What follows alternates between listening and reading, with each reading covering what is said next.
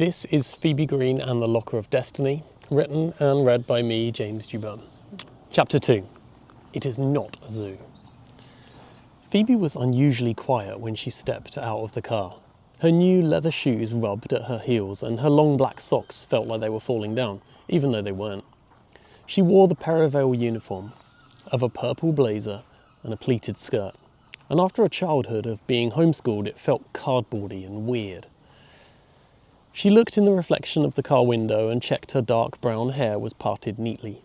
All around her, teary-eyed girls of the same age in the same purple blazer lifted suitcases from their cars and hugged their parents. "I can't do it," Phoebe said suddenly, turning to her mother. "I don't want to leave you. I've changed my mind. I'll stay with Granny and Grandad, or I'll just stay in our cottage and look after myself while you're away. I can make toast and get a big scary dog to guard and..." Katie gave a sigh and rested her hands on Phoebe's shoulders. "Granny and Grandad are away just as much as me, so they can't look after you. It's perfectly normal to feel like this, darling. You will feel homesick for the first few days, but it will go away and you'll make friends for life." "But I already have a friend," Phoebe said. "Me and you, besties for life." Her mother smiled. "Besties for life. But I can't keep dragging you around the world with my Formula One job. It's time you got settled. Look around you. These girls will become like sisters." Phoebe nodded solemnly. "Where are you going next? It's Monza, isn't it? Ugh, I love Italy. Will you get me some of the little shampoos from the hotel and send me a pizza?" "Of course. The shampoo, anyway. You can have them for Christmas, along with some chocolates from the Belgian Grand Prix."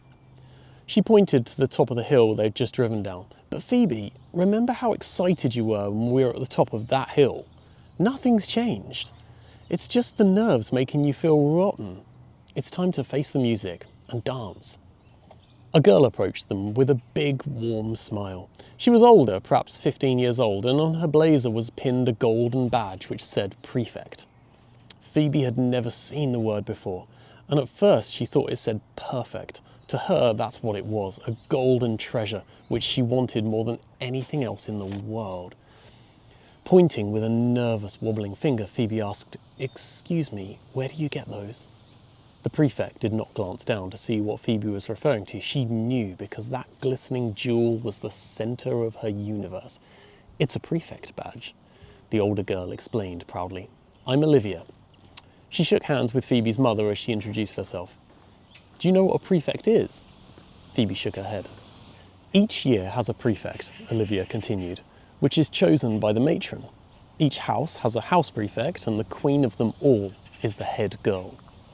"Which one are you?" Phoebe asked. Olivia chuckled. "I'm a house prefect, and the head girl, if you're interested, is over there." She put her hands on Phoebe's shoulders and aimed her at a blonde-haired girl standing on the steps making notes on a clipboard. "Don't let her catch us staring," Olivia said. "That's Clarissa Harding. She is, well..." Phoebe raised her eyebrows expectantly, but Olivia busied herself lifting suitcases from the boot of the car. "What's your name?" Olivia asked. "Phoebe Green," she said, "and this is my mummy, who went to this school too." Olivia gave a warm smile. "Oh, how lovely. Let's get you inside, Phoebe, and I'll sign you in. I'll give you a few minutes to say your farewells." With a suitcase in each hand, Olivia set off towards the stone steps. She kept her eyes down as she passed Clarissa Harding.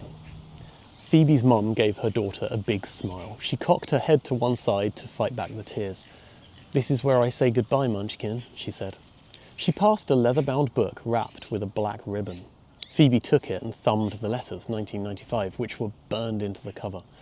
The book was thick with dog-eared pages, yellowed and higgledy-piggledy. "This is my diary, which I wrote every day when I joined this school," Katie said. "You can read it if you miss me, and I'll be right there with you." Phoebe gripped the book. Tears of nerves and excitement rolled down her cheeks. "I thought that it would be fun," Phoebe's mum continued, "if you read it day by day, to see how my experience of January 5th, say, felt different to your January the 5th, decades later.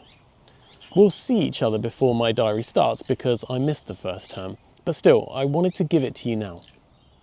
Phoebe held the old book close to her chest. "I will save it, Mummy, and read it day by day as you wrote it, so I can compare life at Perivale then and now." Well, by the time January comes around, you'll be the old girl and I'll be the newbie, all clueless and overwhelmed. Hey, speak for yourself, Phoebe joked, snorting back the tears. I love you. They hugged, and with a deep breath, Phoebe summoned all of her courage and turned towards the school's magnificent stone steps. Without looking back, she charged across the gravel and up to reception. No running, snapped Clarissa Harding as she passed. This is Perivale, not a zoo.